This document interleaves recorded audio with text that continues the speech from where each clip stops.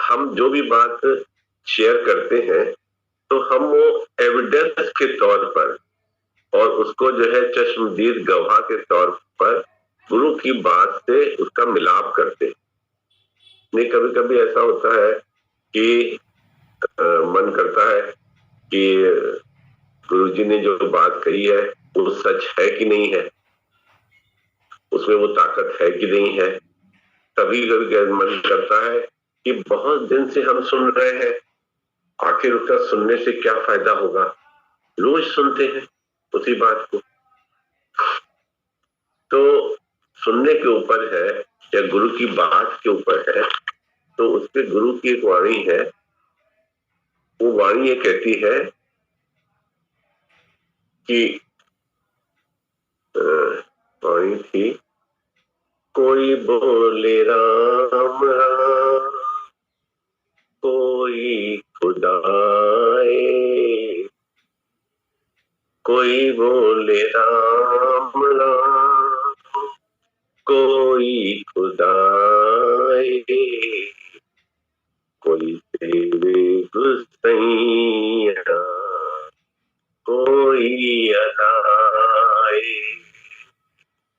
कोई तेरे गुसैया, कोई अलाए। गुरु नानक अपने शब्दों में लिखते हैं कि कोई राम राम बोलता है, कोई अल्लाह बोलता है, कोई सेवे गुसैया बोलता है, कोई अलाहे बोलता है। तरह तरह से जो है वो उसको जो है पुकारते हैं। और भगवान कितने हैं? भगवान तो एक ही है। हमने अपने अपने वर्ण के हिसाब से उसको जो है आवाज देना शुरू कर दी। उसको इसलिए आवाज देना शुरू कर दी कि हम जिस धर्म में पैदा हुए और जिस परिवार में पैदा हुए, तो वहां से हमको जो बात सुनने में मिली तो हमने उसको तरह तरह से नाम दिया। उसके आगे कहते हैं कि कारण करम करण करीम, कृपा धार धार रहीम। उसके लिए कहता है कि वो कारण करम, कारण वो जो है हमारे संसार का, हमारी शक्ति का वो कारण है। वो ईश्वर जो है जिसकी वजह से हम चल रहे हैं, वही उसका कारण है। और वही जो है हमारा करीम है, वही हमारा रहनुमा है। गुरु नानक कितने साल पहले जो है ये शब्द लिख के गए थे, जो हमारे गुरु जी हमको ये बताते थे कि जो भी हमारे अंदर जो क्रियाएं हो रही हैं, वो क्रियाएं जो हैं उनकी उसकी ताकत कोई और है, लेकिन अभिमान जो है हम खुद करते हैं कि ये जो है हमारा अभिमान रहता है कि मैं कर रहा। फिर वो आगे बोलते हैं, कोई नावे शीश, कोई हज जाए, कोई करे पूजा, कोई सिर निवाए, कोई करे पूजा, कोई सिर निवाए। हम भगवान को तरह तरह से रिझाने की कोशिश करते हैं। कोई जो है वो तीर्थों में जाता है, कोई हज करने जाता है, कोई जो है उसके सामने शीश निभाता है, और कोई जो है उसकी पूजा करता है, उसको रिझाने का प्रयास करता है ईश्वर को। कोई पढ़े वेद, कोई किताब, कोई वेद पढ़ता है, कोई कुरान पढ़ता है, कोई पहने नील, कोई सफेद, कोई पहने नील, कोई सफेद। कोई वेद पढ़ता है, कोई कुरान पढ़ता है, कोई नीले वस्त्र पहनता है, कोई सफेद वस्त्र पहनता है। ये इतनी तरह से, कितनी तरह से हम लोग भगवान को रिझाने की कोशिश करते हैं। कोई अपने को जो है वो तुरक कहता है कि मैं जो है वो मुसलमान हूँ, कोई कहता है मैं हिंदू हूँ, और कोई जो है बांछे बिस्ती, कोई बांछे बिस्ती और कोई स्वर्ग को तलाशता है। यानी भगवान को हाथ जोड़ के हम प्रार्थना जो करते हैं, भगवान कितने हैं? एक ही है, लेकिन उसको हम तरह तरह से अपने रूपों में लेके उसको जो है तलाशते हैं। अब गुरु नानक क्या कहते हैं? गुरु नानक ने अपनी छोटी सी भाषा में ये बात कही कि ये इतनी तरह से हम लोग करते हैं। कोई हिंदू है, कोई मुसलमान है, कोई हज को जाता है, कोई पूजा करता है, कोई दुआएं मांगता है, कोई शीश नवाता है।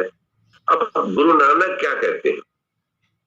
कहे गुरु नानक जिन हुक्म पहचाना, कहे गुरु नानक जिन हुक्म पहचाना, प्रभु साहेब का तिन भेद जाना, प्रभु साहब का तिन भेद जाना।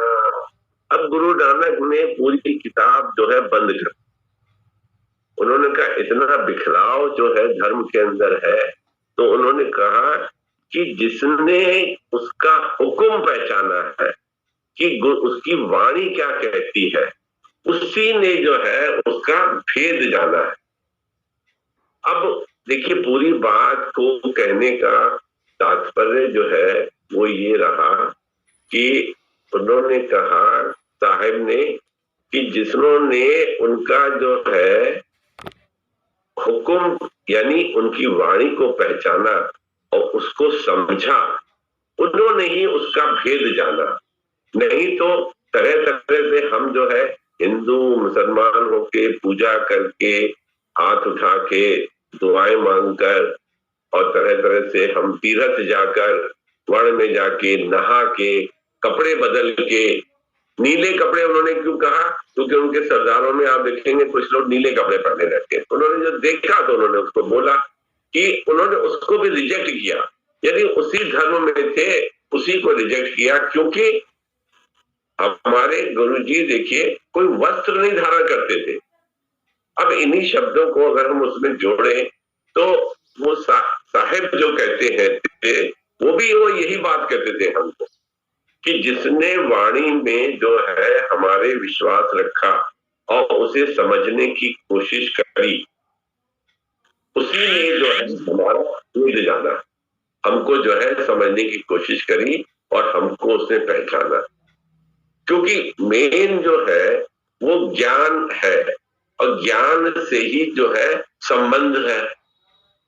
जो संबंध बिना ज्ञान के बनते हैं वो संबंध जो है क्षणिक होते हैं। जैसे हमारे संबंध है, हमने सुने सुनाए संबंध बना लिए कि हमको किसी ने बताया कि ये तेरी माँ है, किसी ने बताया कि ये तेरा पिता है, तो किसी ने कह दिया कि ये तेरा भाई है। जिसने बताया जैसा हमको, हमने उसको वैसा ही जो मान लिया और उसको जानने की कोशिश नहीं करी। मानने से मनौती जो है वो बदल जाती है। तो भगवान जी कहते थे कि जितने भी हम कर्म करते हैं, बिना कर्म के शरीर रह नहीं सकता है। तो वो कर्म जो है, वो कर्मों का असर जो है वो दोष युक्त रहता है। जो भी हम कर्म करेंगे वो दोष युक्त ही रहेगा, वो कभी भी जो है दोष से रहित नहीं हो सकता। तो ज्ञान की वो शक्ति, कहने के हमारा तुम्हारा संबंध जो है वो ज्ञान से है। अगर तुम ये मानते हो कि हमारा गुरु जो है निस्वार्थ है, वो हमसे कुछ नहीं चाहता है, तो इस बात को मान के चलें कि फिर संबंध कैसा है? वो हमसे कुछ चाहता नहीं है, और हम उससे अगर चाहते हैं तो फिर हम गुरु में भी आगे चलकर वक्त की रफ्तार के साथ दोष उत्पन्न करेंगे। आज उन्होंने उसको प्यार किया, हमको प्यार नहीं किया। आज उन्होंने उसको पूछा, हमको नहीं पूछा। आज उन्होंने उसके लिए ऐसा किया, हमारे लिए ऐसा नहीं किया। तो हमारे अंदर दोष उत्पन्न हो गया। वो कहते संबंध जो था वो जो है वो गुरु से जो है ज्ञान की वजह से। ये ज्ञान कहां से आया? ज्ञान आया सुनने से। जो अभी हमने एक हल्की सी बात कही कि हम रोज सत्संग सुनते हैं तो उससे क्या फर्क पड़ता है, तो ये क्या है, सुनने से ही जो है उस ज्ञान की प्रविष्टि जो है वो दिल में होती है। और जो अंतःकरण में जितनी परतें पड़ी हुई हैं अज्ञान की, वो धीरे धीरे करके खुलती है। अगर सुनने से नहीं होता था तो अभी एक छोटी सी हमें कथा याद आती है कि अभिमन्यु जो था वो बहुत ही जो है वीर था। वो चक्रव्यूह के अंदर जो है घुसना जानता था। उसने ये विद्या अपने पिता से अपनी माँ के गर्भ में रहते हुए उसने सुनी। कहां से सुनी? तो उसने सुनी और उसने उसको समझ लिया। उसी बीच में जो है उसकी माँ को नींद आ गई, तो उन्होंने अर्जुन ने चक्रव्यूह से निकलने का रास्ता बताया। वो सुन नहीं पाया क्योंकि उसकी माँ को नींद आ गई। ज्ञान के सुनने के महत्व को हम बता रहे हैं। तो क्या हुआ फिर? जब उसको अपनी जिंदगी में, जब उसने संसार में जन्म लिया और इस में उसका सामना जो है युद्ध का पड़ गया मजबूरन, और फिर उसको चक्रव्यूह में जो है जाना पड़ गया, तो फिर उसने क्या किया कि चक्रव्यूह के अंदर गया और जाने के बाद फिर वहां से निकल नहीं पाया, अटक गया मामला, क्योंकि वो पूरी बात सुन नहीं पाया। उसे पूरी ताकत थी, वो समझदार था, शस्त्रों का ज्ञान था उसको, वो उसमें कोई बात की कमी नहीं थी, लेकिन उसको इस बात का ज्ञान नहीं था कि हम चक्रव्यूह से कैसे निकले। इसी तरह से जो हम जो है ज्ञान जो है जब सुनते हैं तो सुन सुन के ही जो है उसके अज्ञान की परतें जो है वो धीरे धीरे करके जो है वो धुलती हैं। देखिए कैसे अभी जो ये संसार के हम बहुत बड़े ज्ञाता हैं, संसार की बातें जो है अभी अगर हम लोग शुरू करें तो हम एक से एक बढ़िया से बढ़िया बात आपको बताएंगे। यहां तक बताएंगे कि लंदन में सूरज जो है कितने बजे निकला, कल रात में जो है वहां कैसा मौसम था, कौन सा मोबाइल अच्छा होता है, कौन से ब्रांडेड जूते अच्छे होते हैं, कहाँ पे शादी के जो है प्रोग्राम अच्छा हो सकता है, कहाँ पे जो है होटल में खाना अच्छा मिलता है, तरह तरह की बातें बताएंगे। ये हमें सब कहाँ से आया? ये सब क्या हमको पैदा होते ही आ गया? ये हमको सुन सुन के आया ना। सुन सुन के हमने इससे सुना, उससे सुना, फिर उसको जो है किताब में देखा, फिर हमने गूगल पे देखा, फिर अखबार में पढ़ा, फिर आपसे पूछा कि भैया ये बताओ यहाँ पे किस होटल में खाना अच्छा मिलता है, तो हमने उसको पक्का कर लिया, फिर मन में रख लिया। फिर जब मौका पड़ा तो फिर हम गए और हमने खाना खाया वहां, तो हमको लगा कि खाना अच्छा था। या आपके बताए हुए रास्ते पर हम घूमने चले गए तो हमको लगा कि वहां घूमने में अच्छा लगा। सुन सुन के हुआ। तो ज्ञान को जब हम, श्री कृष्ण कहते हैं, हमारे गुरुजी कहते थे कि मन मना भव होकर, मन मेरे में रखकर अगर जो है तुम ज्ञान सुनते हो तो वो उस ज्ञान की प्रविष्टि जो है वो आपके अंतःकरण में होगी। अगर वो आपने जो है वो नहीं सुनी, आपने अगर जो है उसकी प्रविष्टि अंदर नहीं धारण करी, तो फिर जो है क्या होता है कि समुद्र के किनारे बैठकर, समुद्र के किनारे बैठकर आदमी प्यासा का प्यासा ही रह जाता है, वो पूरी बात समझ नहीं पाता है। यही वजह होती कि ज्ञान के सुनने का, सत्संग में बैठ के उसके श्रवण करने का एक अपना महत्व। देखिए, ये अगर ये सुनने का नहीं महत्व होता तो सूत जी ने जो है वो 80,000 ऋषियों को जो है ज्ञान दिया। गुरु गीता का गुरु गीता एक ग्रंथ है, उसका वर्णन किया। 80,000 ऋषियों ने, मुनियों ने बैठकर उसको सुना। तो 80, उस समय लाउड स्पीकर तो नहीं थे, उस समय कोई जो है रेडियोग्राम वगैरह तो थे नहीं, स्पीकर थे नहीं हाई वोल्टेज के कि वो वहां से बोलते और 80,000 लोग जो है सुन लेते। तो कैसे सुना उन्होंने? ताजुब है, चमत्कार है? नहीं, चमत्कार नहीं है। ये जो है उन्होंने, उन ऋषियों ने सूत जी की भाषा को, ज्ञान को मन मनाभव होके सुना। मन मनाभव होके सुनने से क्या हुआ कि उनको उन बातें जो है उनके दिल में प्रविष्ट हुई। अगर वो इसको, अगर यही बात को हम कहते हैं कि ये आज हम श्रवण की बात के ऊपर जोर दे रहे हैं, इसलिए क्योंकि हमारे साधना की शुरुआत जो है वो श्रवण से ही होती है, सुनने से ही होती है। गीता हम पढ़ते हैं, आप भी पढ़ें, हम भी पढ़ें, एक हफ्ते तक पढ़ते रहे। एक हफ्ते में 18 अध्याय, हम जल्दी नहीं कह रहे हैं कि 4 घंटे में खत्म कर दिए। आपने 1 हफ्ते में, 15 दिन में, 1 महीने में गीता पढ़ी, उसका महात्मा पढ़ा, उसका अर्थ समझा। फिर उसके बाद जो है कोई श्लोक हम पूछे कि ये श्लोक जो है किस अध्याय में है, कहाँ पे है, आप बता नहीं पाएंगे। नेचुरल है, तो उसको बता नहीं पाएंगे। ये नहीं कि आपने पढ़ा नहीं, लेकिन अर्जुन ने वही बात उनसे गीता के वचन सुनकर जो श्री कृष्ण भगवान ने अर्जुन को दिए, वो खड़ा हो गया और उसके अंदर में एकदम से जो है शक्ति का संचार हो गया।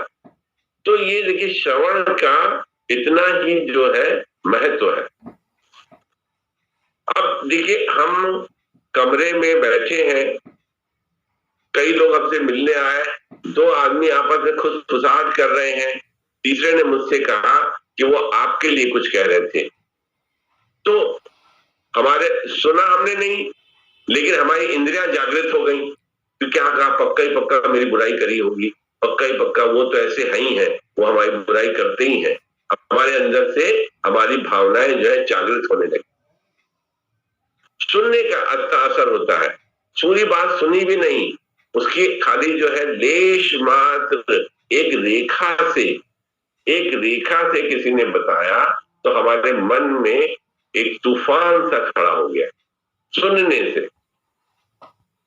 बाद में पता लगा तो उन्होंने उसकी बात ही नहीं करी थी, वो तो जो है पूछ रहे थे कि किस दुकान पे साड़ी अच्छी मिलती है, लेकिन हमको किसी ने कहा कि वो आपके लिए बात कर रहे थे, तो हम उसी के भरम में बह गए। सुनने का इतना असर होता है। माँ हमारे अंदर संसार कैसे घर कर गया। हम तो अच्छे थे, एक बच्चे का को अभी दिखाया गया था जिसका जन्म हुआ था, उसको अभी यहाँ हमने जूम पे देखा था, आप लोग सबने भी देखा होगा। बच्चा कैसा जो है आराम से आंखें बंद करके लेटा हुआ था, लेकिन अब उसके अंदर संसार भरने की कार्रवाई, उसके अंदर संसार को दबा दबा के घुसेड़ने की कार्रवाई कौन करेगा? वो हम करेंगे। वो हम लोग सब मिल के उसको जो है उससे संबंध जनाएंगे, हम उसको जो है क्या कहते हैं संसार का बोध कराएंगे। अब जो बच्चा अपने कर्मों के हिसाब से हमारे पास आया, वो उसने देखा कि उसके अंदर वो घर था नहीं, लेकिन उसको सुन सुन सुन के कान में कह कर करके कि ये दादा है, ये दादा है, ये दादी है, ये मामा है, ये मामी है, ये बत्ती है, ये पंखा है, ये बेटा ए है, ये कबूतर है, ये जो है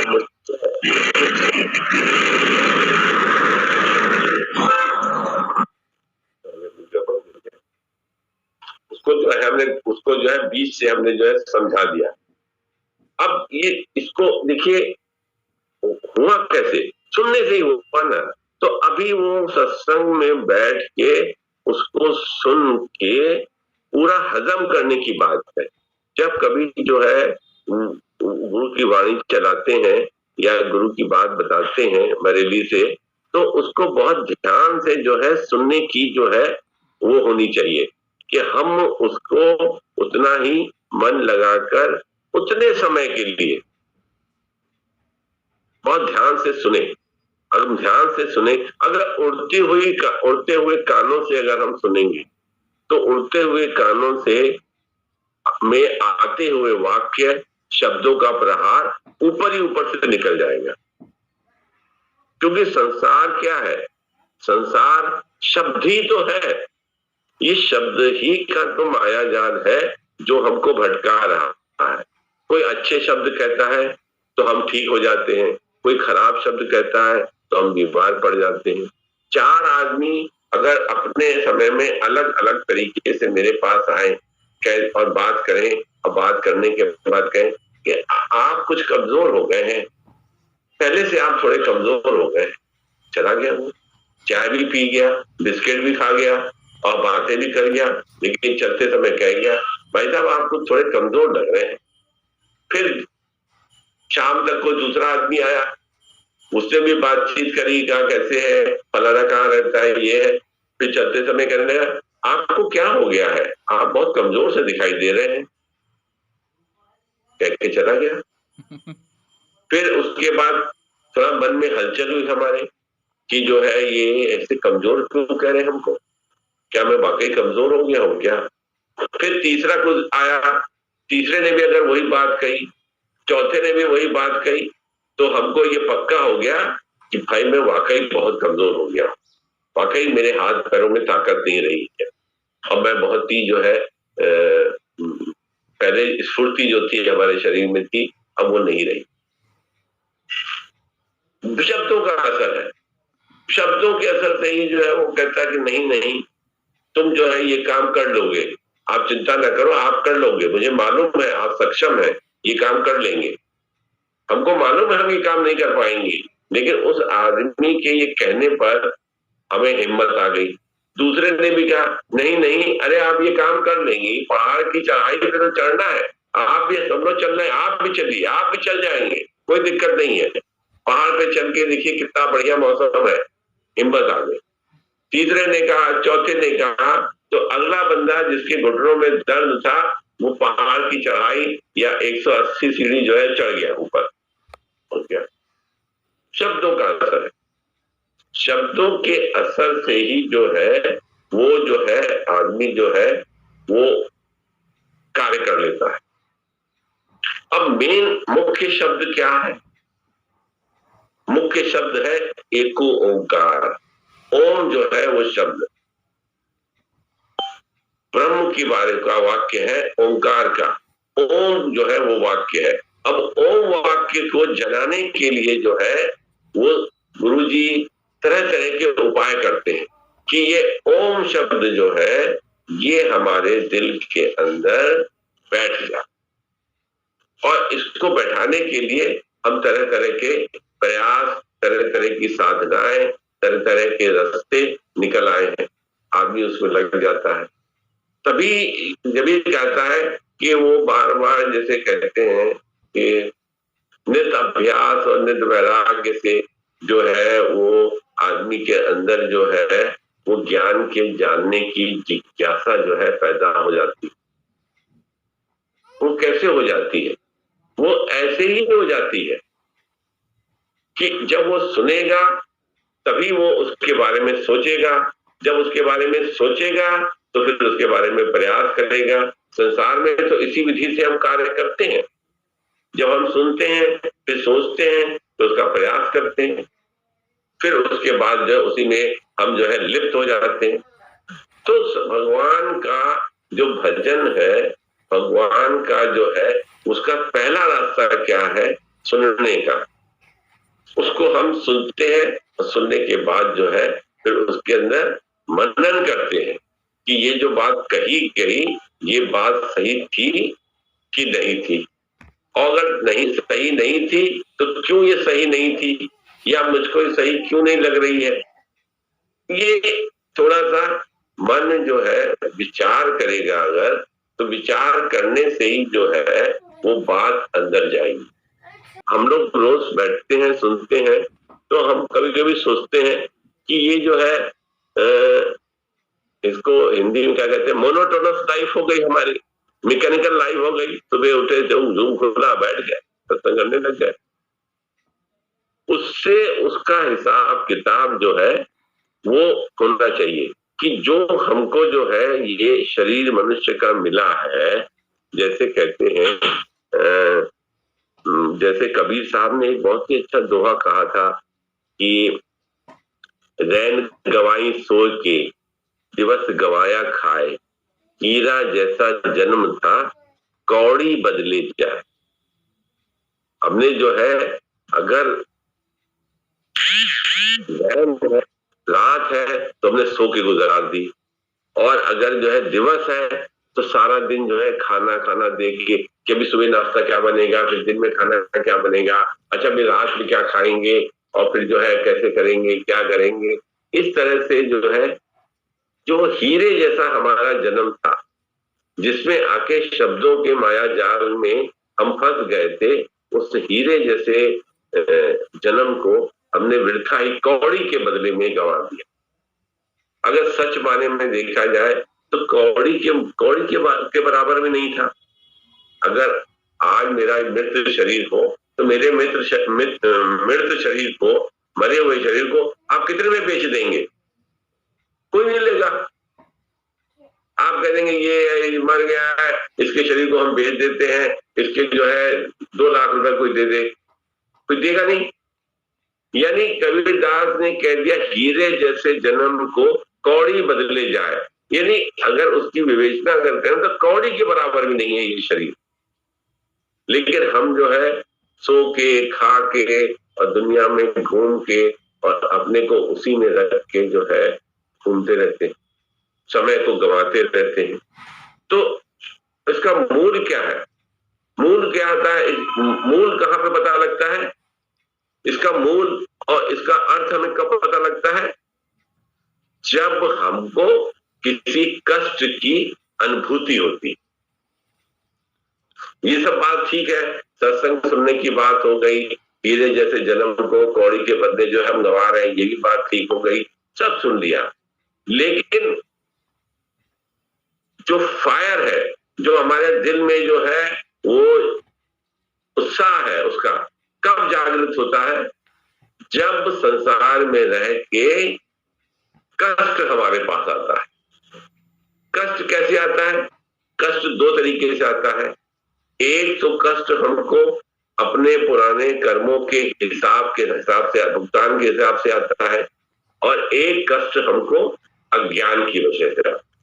तीसरा कोई कष्ट नहीं है, तीसरी कोई तरीका नहीं है हमें ज्ञान आने का, कष्ट के आने का कोई तीसरा तरीका नहीं। एक हमने जो हमारे कोई कर्म है उनका जो है भुगतान करना है, तो हमको कोई जो है कोई शारीरिक, कोई मानसिक, कोई दैविक, कोई पारिवारिक कष्ट आ गया, ठीक है।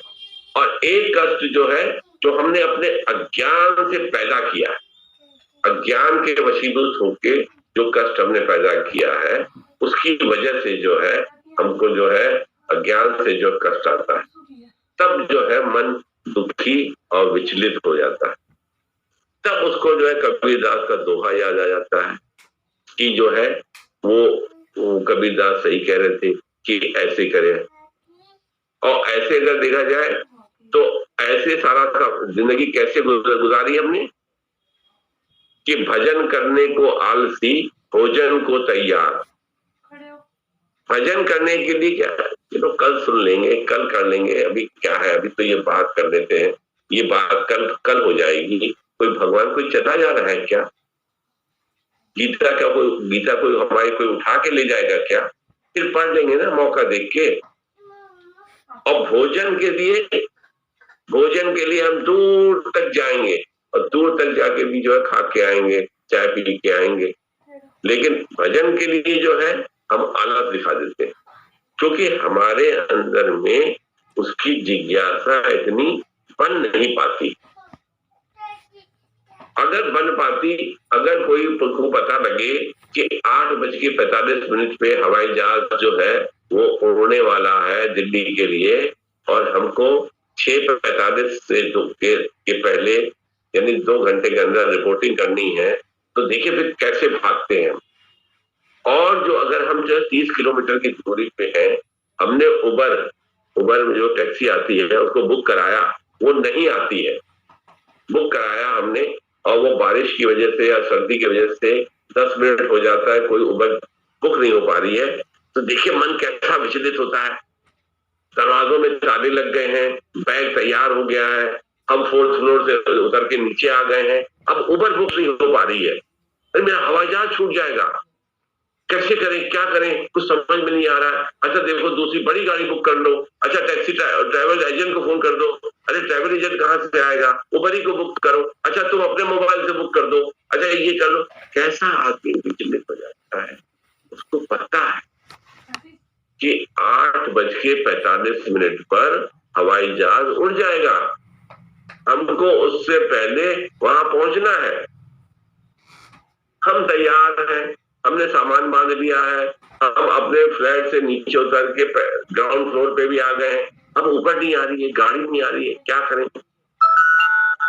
तो आदमी कितना बेताब और कितना परेशान और कितना विचलित और कितना भ्रमित हो जाता है, उसको अपने मोबाइल पे भी वो दिखाई नहीं देता है, इतना वो घबरा जाता है। और जब उबर आ गई तो क्या हुआ, सारी की सारी हलचल, सारी की सारी जो है घबराहट और सारी का सारा मन का विचलित होना रुक जाता है। बस एक देवता ही उबर है, अभी हमको पहुंचा देगी, ये टैक्सी हमको जो है वो एयरपोर्ट पहुंचा देगी, एकदम से शांत हो जाता है। तो ये जो जैसी ये आतुरता थी, ऐसी आतुरता जब भगवान के प्रति जो है हमारी हो जाए, ऐसी आतुरता हमारी हो जाए कि ये हीरे जैसा जन्म था, ये कौड़ी के बदले में हम इसको जो है बर्बाद कर रहे हैं, तो आदमी उसका सदुपयोग करेगा। घंटी तो कभी भी बज सकती है ना, ये तो तय है ना कि घंटी कभी भी बज सकती है, जरूरी नहीं है कि 6 दिन पहले, 8 दिन पहले, 10 दिन पहले पता लगे कि हम जाने वाले हैं, ऐसा तो होता नहीं है। बात करते करते, सोते सोते, खाना खाते खाते, ऑफिस में बैठे बैठे, पिक्चर देखते देखते, अरे अभी तो यहाँ था, अभी क्या हो गया इसको, कहते अरे अभी हम इसको चाय दे के आए थे, उन्होंने कहा, हमने कहा चाय पियेंगे, उन्होंने कहा हाँ चाय पियेंगे, मैं चाय दे आया और हमने कहा लीजिए बाबूजी चाय पी लीजिए, और वो चाय रख गया, थोड़ी देर में जो है हम गायब हो गए, चाय वहीं की वहीं धरी रह गई, पता नहीं लगा, 2 सेकंड लगा। इतनी बात की अनुभूति हमको है, लेकिन उसकी कोई तैयारी नहीं है, उसकी कोई तैयारी नहीं है, क्योंकि हम जो है उतना ज्यादा जो है उसमें शब्दों के, कान के शब्दों के से हम इतना जो है बंध गए हैं कि हमें उतना टाइम ही नहीं मिलता। जिज्ञासा कहाँ रहती है, जिज्ञासा रहती नहीं है। जैसी जिज्ञासा, जैसी आतुरता, जैसी तैयारी, जैसा अरेंजमेंट हमारा संसार के लिए होता है, वैसा अरेंजमेंट, वैसी तैयारी, वैसी जिज्ञासा परमार्थ की ओर नहीं रहती है। ये क्या है, ये शब्दों का प्रभाव है जो हमारे अंदर धीरे धीरे करके जो है घर कर गया। तो जब घर कर गया है तो इससे छुटकारा पाने के लिए फिर क्या करना पड़ेगा, ये बात तय होगी कि हाँ मैं चाहता हूं कि मेरा मन सत्संग में लगे या भगवान के भजन में लगे, लेकिन लग नहीं पाता है। ये बात से तो मैं आपके एग्री करता हूँ, मान लिया आपने कहा कि ये बात से तो हम एग्री करते हैं, लेकिन अब इसका उपाय क्या किया, इसका उपाय जो है फिर वो प्रयास हो गया ना, कि उसका उपाय यह है कि प्रयास किया जाए, कोई काम किया जाए। बच्चा इम्तिहान में पास नहीं हो पाता है तो हम कहते हैं कि बच्चा जो है इम्तिहान में पास नहीं हो पाता है तो क्या करना चाहिए? उसके 3 उपाय हैं। या तो उसको डांट डपट करके पढ़ने के लिए बिठाया जाए, या तो जो है उसको ट्यूटर रख के दिया जाए, टीचर रख के दिया जाए कि वो अलग से उसको पढ़ाए, या तो उसको पढ़ाई का महत्व बताया जाए। अब देखिए, ये 3 अवस्थाएं हैं जिससे बच्चे को हम पढ़ाई के लिए लगा सकते हैं। ये ऐसे ही परमार्थ के लिए, भजन के लिए, ये 3 तरह की जो है गुरु सोचता है कि तरीके हैं। इन 3 तरीकों से जिज्ञासु जो है वो जो है हमारे करीब आ सकता है, क्योंकि गुरु बड़ा दयालु है। अब वो उसमें से देखता है कि जिज्ञासु एक डांट डपट से आ जाता है तो डांट डपट से कर देता है, फिर नहीं तो कहता है कि तुम सत्संग में बैठो, सत्संग करो, किसी तरीके से जिज्ञासा पैदा हो जाए। ये तरीके अपनाता है। इन्हीं तरीकों को जो है गुरु नानक देव जी ने भी कहा कि ये कई तरीके हैं कि कोई जो है वो मस्जिद में जाता है, कोई मंदिर में जाता है, कोई कपड़े चेंज कर देता है, लेकिन उसके हुक्म को पहचानने वाला जो है वो कोई वही होता है जो उसकी फेद को जानना चाहता है, वही उसके हुक्म को पहचानता है। ये कितने साल पहले जो है गुरु नानक, कबीर दास और संत ज्ञानेश्वर वगैरह कह के गए, इतनी बातें कह गए, तो गुरु जी ने भी जो है अपने समय में आके हमको यही बात ही बताई कि जिज्ञासा को, अभी कहते हैं जैसे जो है बच्चा जैसे पढ़ जाता है, उसने जो है बीकॉम कर लिया या बीएससी कर लिया, एमएससी कर लिया, कुछ कर लिया, लेकिन अब उसको एक मेन कोर्स है वो नहीं करना है, वो नहीं करता है, तो हम लोग क्या कहते हैं कि बेटा तुम्हारे अंदर जो वो आगे बढ़ने की जो थी जिज्ञासा थी वो खत्म हो गई है। कहते फायर जो है दिल के अंदर जो लगी हुई आग है वो बुझनी नहीं चाहिए। अगर वो आग बुझ जाती है तो बच्चा फिर संसार में सफल नहीं हो सकता। पढ़ने की जिज्ञासा खत्म हो गई, वो पढ़ता नहीं, कहने इसमें पढ़ने की कोई जिज्ञासा नहीं है, इसको फिर कहीं इसमें लगा दो, इसको उसमें लगा दो। ऐसे ही जिज्ञासु का हमारा भी है कि हम इस शरीर में आए और आने के बाद जो है हमारे कानों में सांसारिक शब्द जो है डाल दिए गए और पहले से जो हमारे किए हुए कर्म थे हम उसके हिसाब से भी लेके आए, तो उससे भी हमारे अंदर जो है फिर वही असर आ गया। तो उससे हुआ क्या,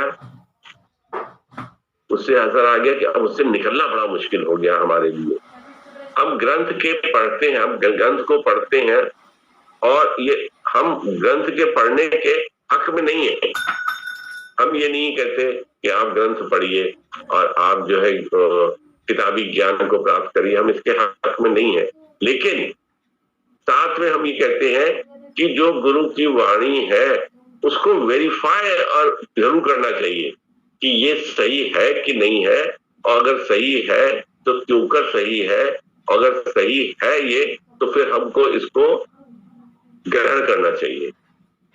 ऐसे हम ग्रंथ के बारे में नहीं कहते कि ग्रंथ के पढ़ने से भी जो है एक झूठा अभिमान हो जाता है कि मैं इतनी किताबों का ज्ञाता हूँ, मुझे इतना ज्ञान है, ये जो बता रहे हैं ना ये हमको पहले से ही पता है, इसका अभिमान हो जाता है।